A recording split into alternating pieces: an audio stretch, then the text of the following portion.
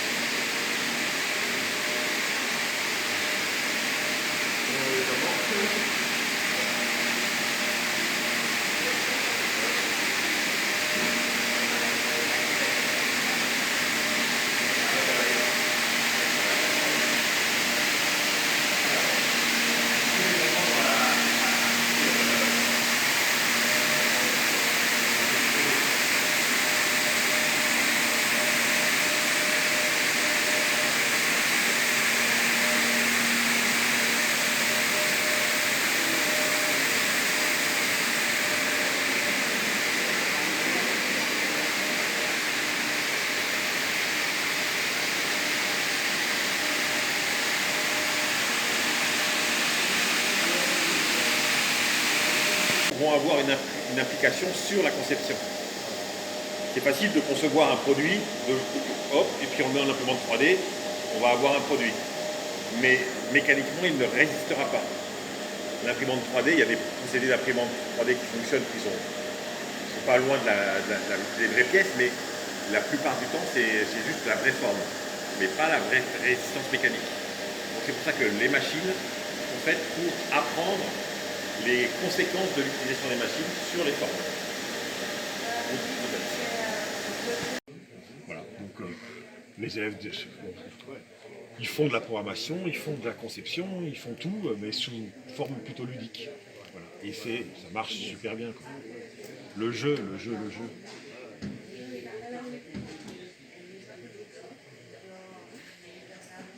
Aller sur la piste de voitures électriques.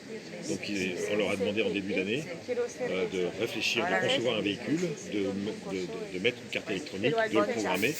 Et l'objectif était que celui qui allait le plus vite, il gagnait la course. Voilà, toujours dans cet esprit de... Donc ça réfléchit et les élèves par groupe ont fait des produits tous différents. Donc celui-là il n'est pas allé jusqu'au bout. Et là on voit bien une pièce imprimée 3D qui est un peu, on ne peut pas la fabriquer en temps réel celle-là, donc c'est vraiment une pièce qui est purement pour l'imprimante 3D. Voilà. Mais c'est pas du tout une pièce qu'on pourrait faire après dans la vraie vie. Il faudrait complètement la retravailler. Parce que les pièces injectées ne permettent pas de faire ça. Les formes intérieures ici, on ne peut pas les faire, par exemple. Donc ça c'est... on est d'abord sur l'idée, on travaille en groupe. Alors, NSI, c'est quoi déjà? C'est numérique et sciences de l'informatique. Voilà. Donc on apprend tout ce qui est un petit peu justement informatique sur les PC, le codage, les langages. Différents langages de programmation. Python, Java, HTML. Alors JavaScript, parce que JavaScript. Voilà. Différents langages de programmation. Donc là, au début d'année, ils ont fait du HTML. C'est bon? Oui. Après, tu vas nous montrer ton site en HTML. Après, on va faire de la programmation avec Python. Donc là, ils n'ont pas encore fait, on va commencer après. Les vacances. Tu veux rajouter d'autres choses sur les différents langages? Parce que pour l'instant, tu n'as pas on va attendre, et puis on va présenter ton site. On va montrer ce que tu as fait. Segundo equivalente a cuarto de sensibiliza finalmente a esta ciencia informática para después Como la base, ¿no? La base. antes no existía, pero ahora existe y creo que es muy importante porque se aprenden a hacer muchas cosas y son muy inteligentes los alumnos. El código informático. Eso. Programación. El lenguaje también HTML. HTML, código máquina. Va a hablar en español español porque estos chicos saben español. Muy bien. Acción. 1, 2, 3, acción. Es las ciencias de la informática. Montre avec ton site. Aprender Lenguaje. lenguaje informática. Très bien. Programación. Si, Le site. ouvre ton site pour t'aider et montrer. Tiene mucha presión de hablar en lengua extranjera. HTML. HTML. HTML. Puedo ir. No, aquí las respuestas de la gente. Reconocía. Mais il n'y a pas de. Ouais, c'est pas. Alors c'est super proche, quoi. Genre, si même il a pas 6 ans, peut-être une meuf qui le connaît, et il y a un rapprochement peut-être d'un seul coup. C'est cette petite question qui. Même tu le connais dans la génération.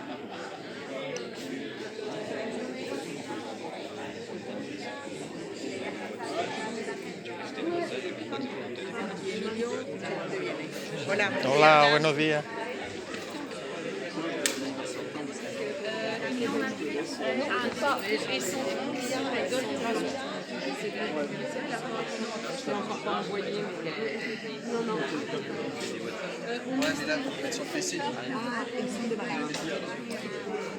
Y están en Manville, que es un colegio que está aquí al lado.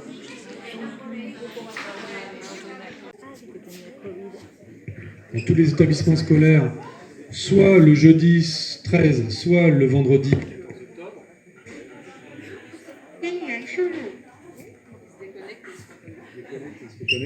Vous m'entendez? Bien. Donc c'est une manifestation qui a lieu, je disais, tous les ans, le jeudi ou le vendredi, donc c'était entre aujourd'hui et demain. On a choisi évidemment de l'organiser ce jour.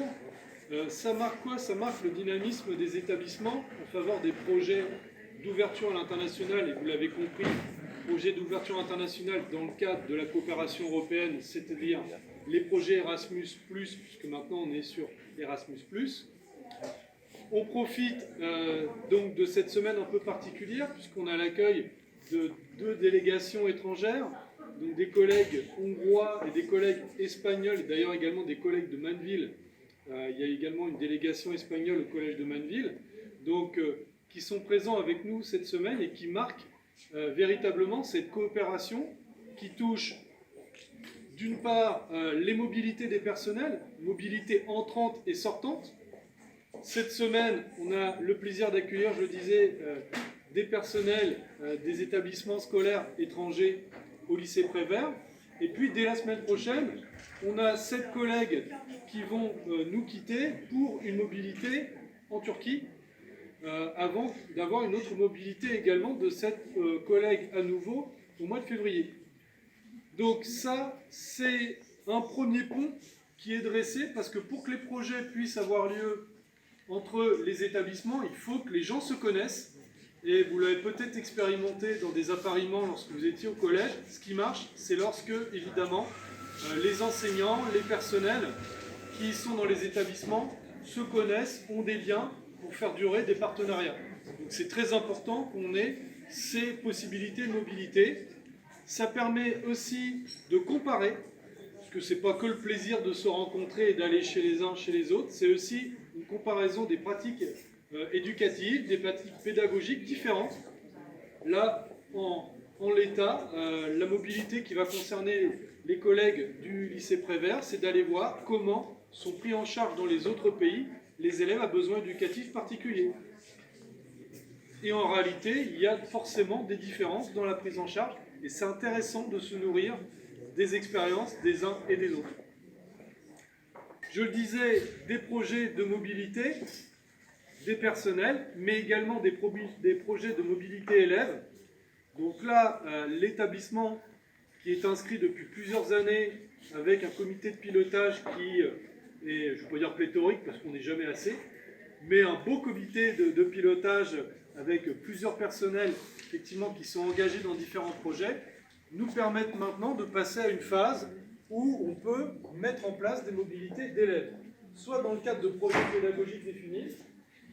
Donc il y a un projet autour du développement durable là qui va se faire, un projet autour de la citoyenneté également, et puis également, puisque l'établissement scolaire bénéficie de l'accréditation Erasmus, c'est-à-dire le plus haut niveau de partenariat, des possibilités d'inscrire des mobilités individuelles d'élèves dans le pays que vous souhaitez, évidemment, qui est du ressort d'Erasmus.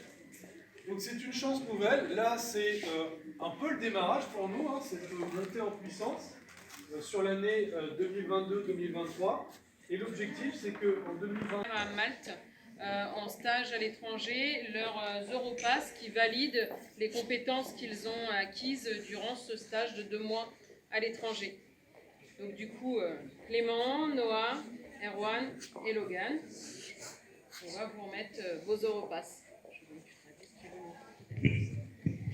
Antes de empezar con presentar todos los proyectos Erasmus, vamos a deliberar todos los Europass que los alumnos aquí que son en formación de diploma técnico superior han tenido por sus prácticas al extranjero en Malta. Muy bien, gracias, merci beaucoup. Félicitations, Johnny. La botella de aceite los de Jaén la han entregado porque cada país ha puesto una merienda. Ellos han puesto el aceite con el pan. Está muy bien.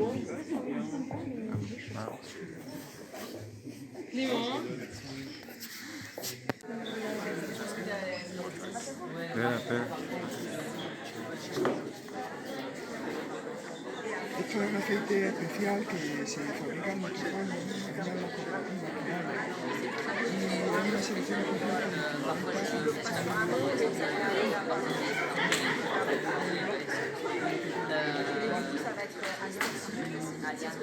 es una de las mejores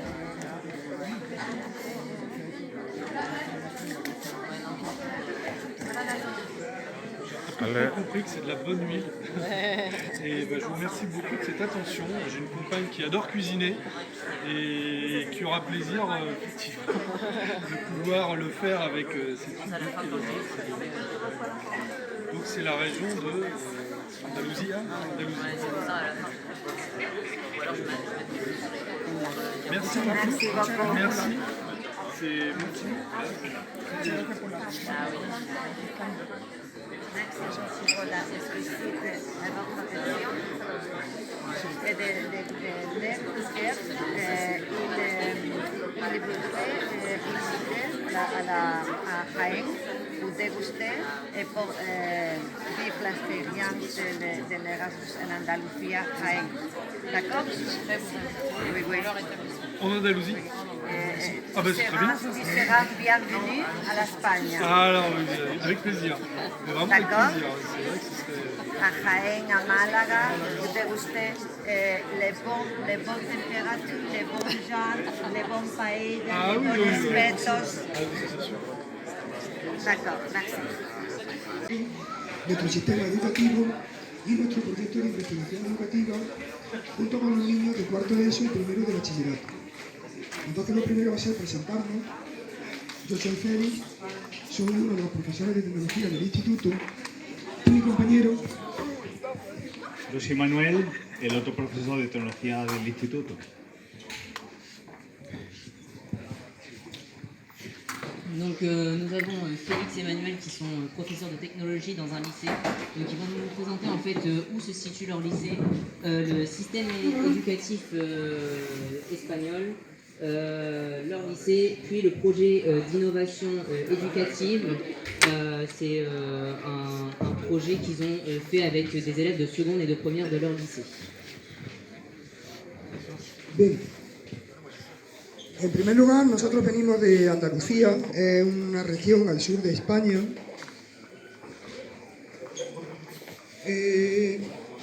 Ahí se vería en grande, en lo que sería un mapa del mundo. Esto sería un mapa de España y Andalucía está situada al sur de España. Nuestro pueblo está situado aproximadamente en la mitad geográfica de Andalucía.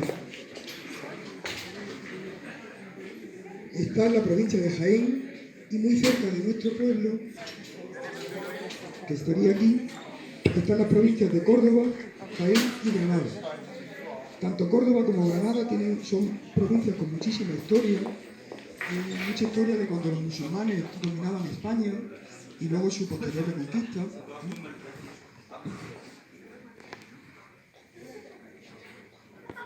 Y dentro de la provincia de Jaén, pues, estaríamos situados justo aquí. ¿De acuerdo? Donc du coup, Porcina, c'est une ville de la province de Jaén. Et du coup, ça se situe dans la communauté autonome d'Andalousie. Donc là, on voit un peu plus du coup, la situation de Porcina sur la carte de l'Andalousie. Donc là, du coup, c'est la province de Jaén. Donc c'est au niveau de comment dire, Porcina, ça se situe au niveau de la frontière entre Cordoue et Jaén et de Grenade.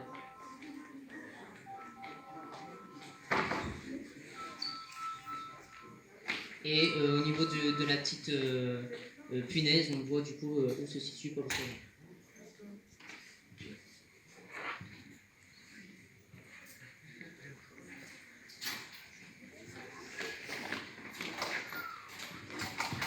Ahora vamos a poner un vídeo muy corto sobre nuestro pueblo.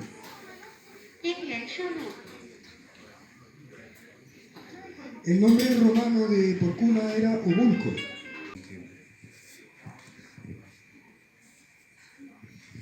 Donc il y a l'église de l'Ascension et puis l'arche de la place qui est un monument qui est très typique de ce quartier.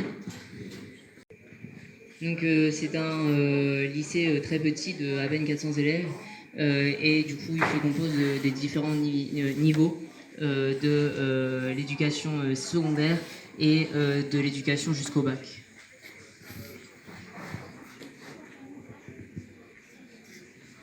Bien, la oferta educativa de nuestro centro está compuesta por la educación secundaria obligatoria, el bachillerato, un ciclo formativo de grado medio en administración y una formación profesional básica de servicios administrativos.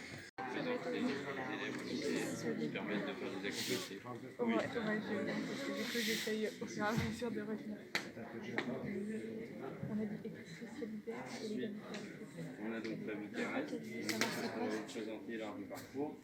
Donc des projets qui ont été mis en place au lycée comme une mare qui va être posée, des ruches, un verger, potager, nichoir, plantation de haies. C'est des projets. Ici on a le concept d'énergie.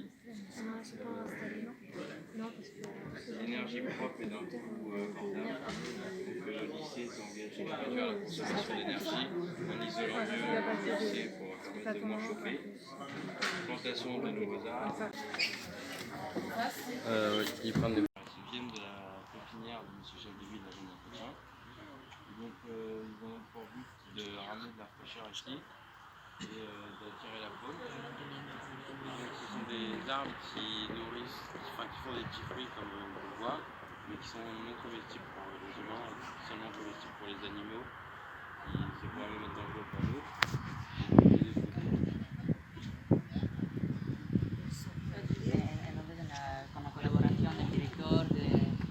Son casitas para pájaros porque son pequeñas. Hay 4 de ellas y Ils sont installés vers l'est pour profiter du lever de soleil et pas avoir le vent du nord. están implementadas al este para disfrutar del sol y profiter del sol y Et ne pas avoir le vent du nord. et no tener el viento que viene del norte. Du coup, on n'a pas encore eu d'oiseaux qui a été recensé. No, por el momento no tenemos pájaros que hemos visto. Voilà, et vu qu'on n'en a pas observé non plus, on ne pense pas qu'il y en a. Si no hemos observado también, entonces pensamos que hay nada. Et donc, vu qu'on est sur ce site précis, je sais quoi on parlait en fait de l'option art. Parce qu'en fait, l'option art est aussi, fait aussi partie des engagements écologiques quand on peut. Et cette fois, il faut qu'ils se reposent, parce que du coup, ils chassent la nuit. Avant de commencer d'autres explications, je vais vous parler vite fait de la chauve-souris. Donc, c'est le seul mammifère. Attends, juste 2 petites minutes que Kylian traduise la première partie. Entonces, en marzo de ¿qué año? De 2021 han construido casita de pájaros, pero por los murciélagos. Y vas-y, répète un peu le switch. Donc, il y a... Sí, es por el verano, porque durante el verano los murciélagos necesitan protegerse del sol, porque no pueden... sí, porque